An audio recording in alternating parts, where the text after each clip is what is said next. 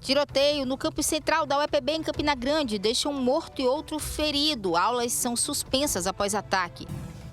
Estudantes relatam momentos de terror após a morte dentro da UEPB. 3 alunos ficaram feridos. Polícia Civil e Militar prendem investigados por roubos, homicídios e tráfico de drogas em Juripiranga. Pessoas em situação de rua são retirados de espaço privado após solicitação do Ministério Público da Paraíba. E ainda a programação completa para o seu final de semana na nossa agenda cultural. Hoje é sexta-feira, 4 de abril de 2025 e o Borborema Notícias começa agora.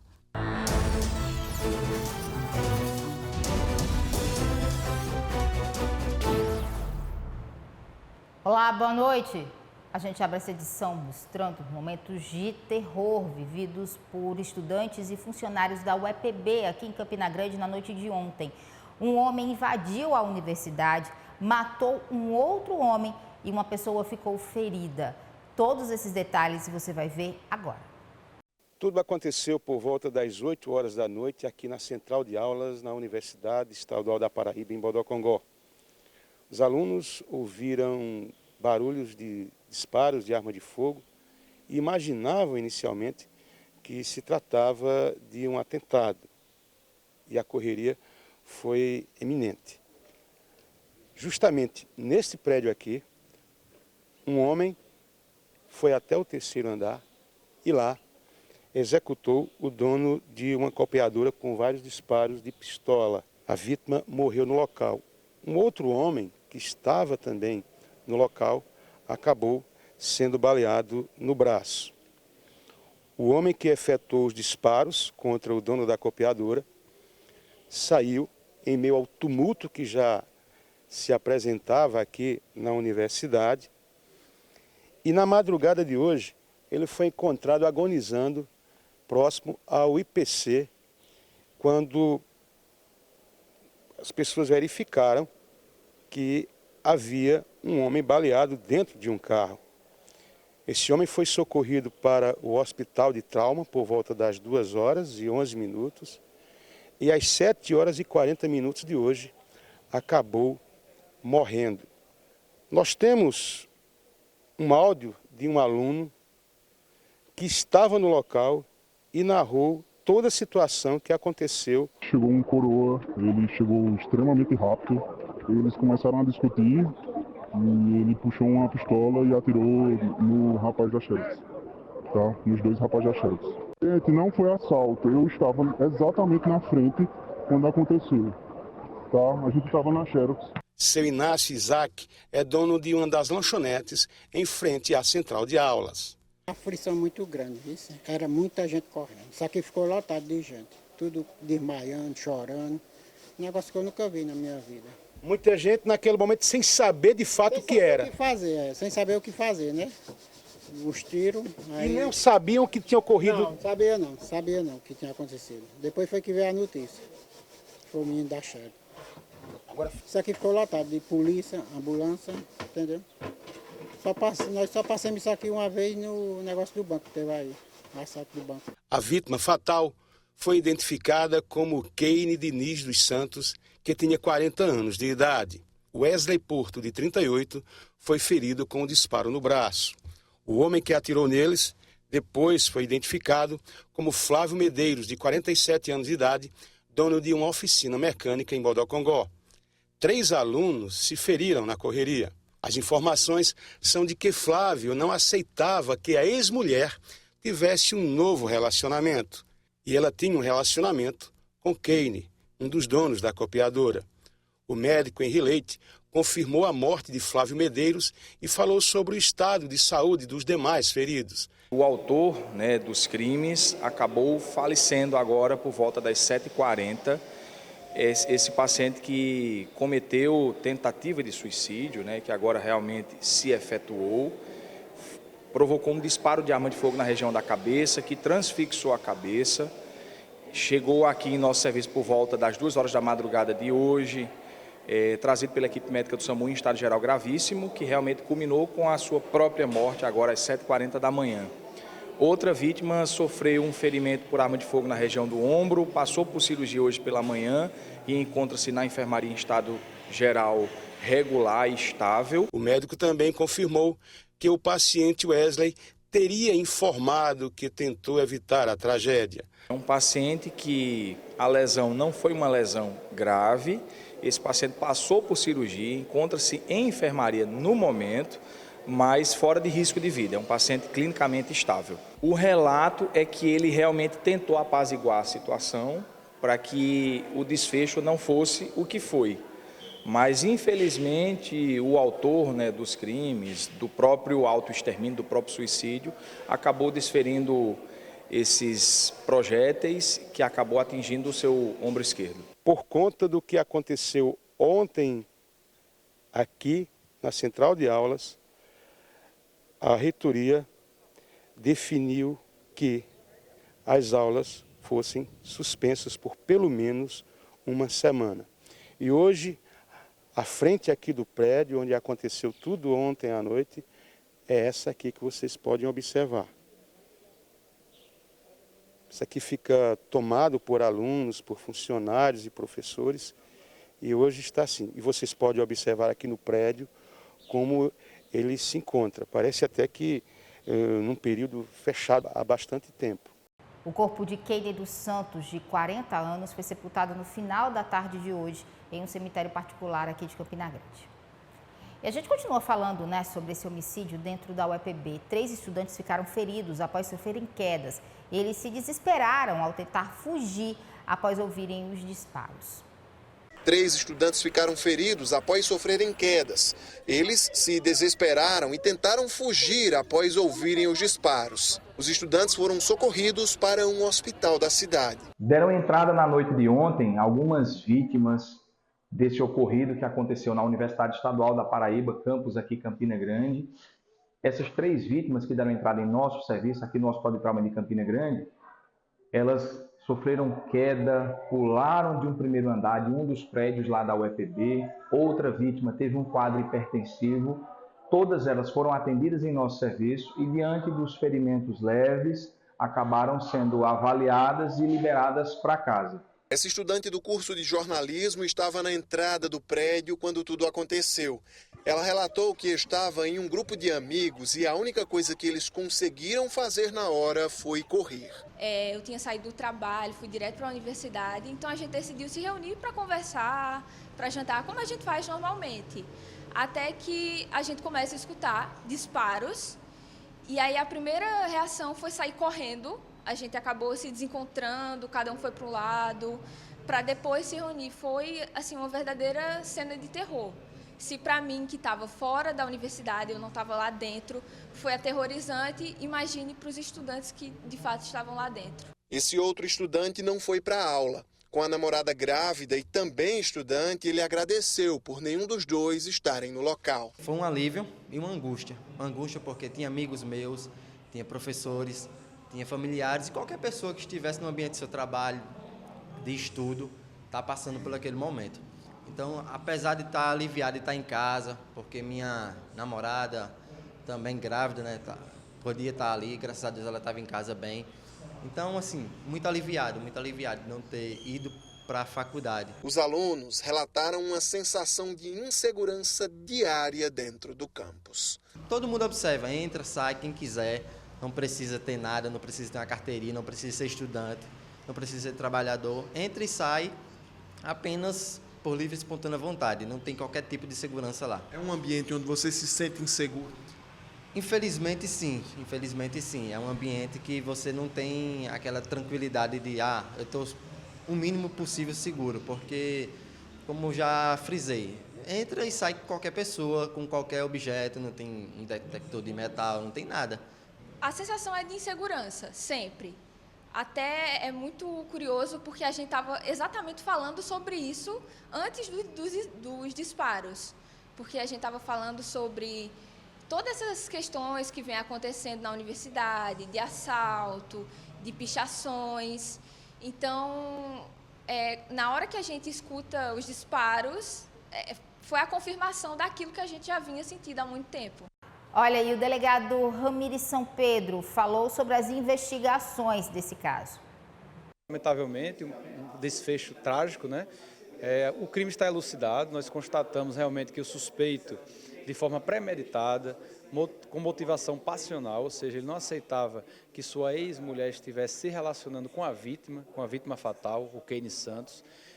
Conhecedor do local de trabalho da vítima, se dirigiu na noite de ontem, por volta das 8h10 da noite, à central de aulas da Universidade Estadual da Paraíba, diretamente ao comércio da vítima, uma papelaria, né, no local, e lá efetuou ao menos 6 disparos contra a vítima, que teve morte imediata. Um desses disparos chegou a atingir também o sócio dessa vítima fatal, no abdômen. Ele foi socorrido ao hospital de trauma, não corre risco de morte, mas ainda se encontra em estado grave. Depois disso, o suspeito, portando uma pistola, que ele comprou inclusive legalmente, agora em 31 de janeiro deste ano, o registro dessa arma, fugiu do local num veículo HB20 sedã, em direção ao colégio onde sua ex-esposa trabalhava durante a noite, certamente com o intuito de matá-la, como ela bem declarou que ele já tinha prometido em ameaças, em discussões passadas.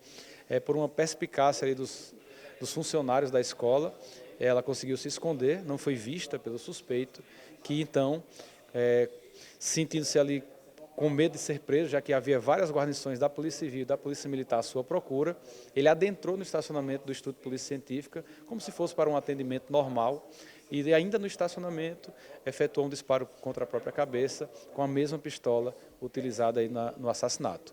Ele foi socorrido ao hospital de trauma, de forma imediata aí pelo SAMU, mas faleceu na manhã de hoje, como foi bem definido pelo hospital de trauma.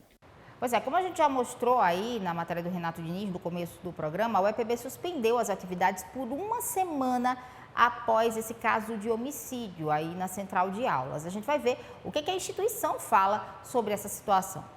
A reitora decidiu suspender as atividades acadêmicas e administrativas para que todo o nosso foco esteja direcionado a responder à nossa comunidade a estes casos de violência. O motivo da suspensão foi esse, para que a gente priorize exclusivamente o que tem acontecido.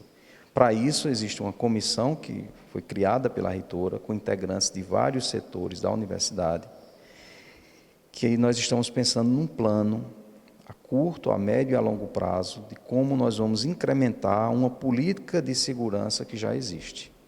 Nós temos seguranças do nosso patrimônio, prioritariamente patrimônio. Nós temos rondas que fazem já, de alguma forma, esse acompanhamento, além de câmeras, etc. O que a gente precisa agora é, com um suporte também de instituições como as polícias, incorporar aí uma assessoria qualificada que venha melhorar a segurança da instituição. E isso já está acontecendo. Já tivemos, da parte da Polícia Militar, da Polícia Civil, uma solidariedade para que a UEPB se sinta também acolhida por essas instituições e que a gente possa garantir à nossa comunidade uma segurança maior. Vamos mudar de assunto e continuar nas notícias policiais. Olha, a gente vai falar agora de uma ação em conjunto da Polícia Militar e Civil, que acabou prendendo um pessoal aí que estava se exibindo com armas de grosso calibre, drogas, em Juripiranga. Vamos ver. A Polícia Civil e a Polícia Militar já monitoravam esses indivíduos há algum tempo. Esses indivíduos exibiam um elevado poder bélico nas redes sociais, apresentavam submetralhadoras, escopetas, pistolas e revezavam esses armamentos. Eles se reuniam durante a noite e para executar o tráfico de drogas, e essa traficância ocorria durante toda a madrugada. Identificamos também que 2 dos indivíduos que participavam dessa traficância e dessa organização criminosa possuíam contra si mandados de prisão pelos crimes de homicídio. Então, nos reunimos na cidade de Juripiranga e fizemos uma incursão nesse bairro, localizamos esses indivíduos em uma laje. Eles dispararam contra as guarnições policiais e empreenderam fuga, mas ainda enquanto se deslocavam para fugir, efetuaram outros disparos contra uma guarnição da PM, que, repelindo a injusta agressão, ou seja, em legítima defesa, também alvejou esses indivíduos. Um deles foi alvejado, caiu ao chão nesse primeiro momento. Uma equipe da Polícia Civil conseguiu render um outro indivíduo. Rendido esse indivíduo e alvejado o outro, tentamos localizar, empreendemos diligências para localizar os outros 2 indivíduos que estavam no local. Com ambos os indivíduos foram apreendidas armas de fogo. Com o indivíduo que foi morto foi apreendida uma pistola Glock G25, calibre 380, com seletor de rajada e carregador estendido. Foi encontrada com ele também uma pequena porção de droga e grande quantidade de munição calibre 380. Olha, mais de 10 pessoas que ocupavam um espaço privado no centro de Campina Grande foram retiradas do local e abrigadas pelas SEMAS. Essa operação aconteceu após uma determinação do Ministério Público. Esse pessoal, desde o ano passado, mais de 1 ano e meio, que eles começaram a vir ocupar esse espaço como moradia, né? E sempre a assistência social esteve presente, acompanhando, né? Ofertando o aluguel social, cadastro por Bolsa Família. E aí ontem a gente teve essa ação, que foi uma solicitação do Ministério Público, onde a gente fez a articulação com secretarias do município de Campina Grande, como também a Polícia Militar também nos deu um apoio, né? Dessas 13 pessoas, ontem, dia 3, que foi a ação, foram para as casas de acolhimento, sendo 2 casais, né? Que já vão ser encaminhados para aluguel social de imediato, como também os demais foram para casas de recuperação, uma vez que a maioria deles são dependentes químicos, né? Então, assim, a assistência social de Campina Grande, ela vem fazendo esse trabalho diariamente. O Centro Pop oferece os serviços de higienização, alimentação para essa população, de domingo a domingo, fora os encaminhamentos para as instituições. E a gente traz agora uma boa notícia para aposentados e pensionistas do INSS, isso porque o pagamento do 13º salário foi antecipado. E Sabrina Lima explica para a gente as datas e o porquê dessa antecipação.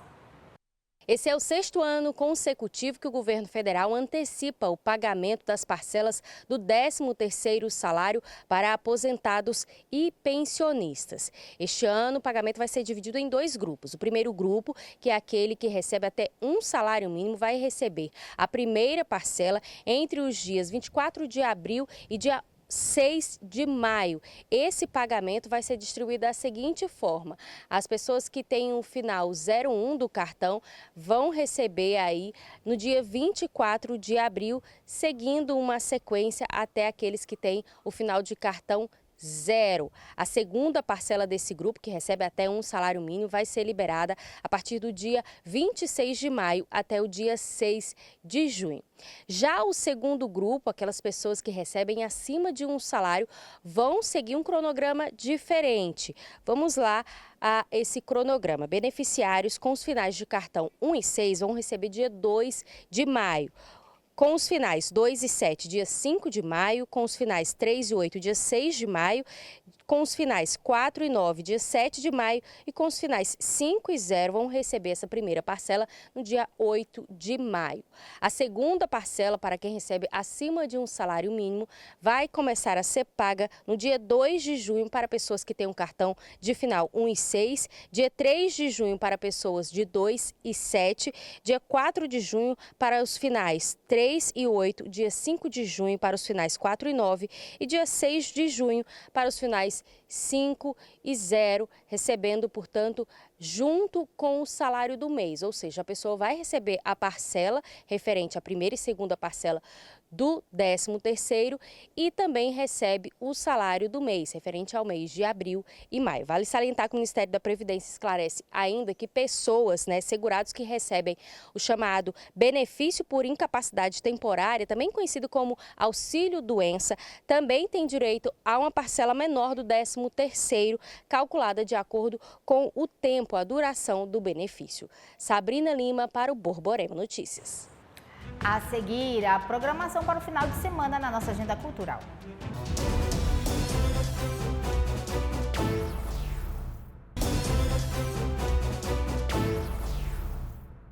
E a gente volta fazendo uma pergunta para você. Você aí de casa já sabe o que vai fazer no final de semana? Pois então, se liga que a gente vai mostrar agora as dicas na nossa agenda cultural.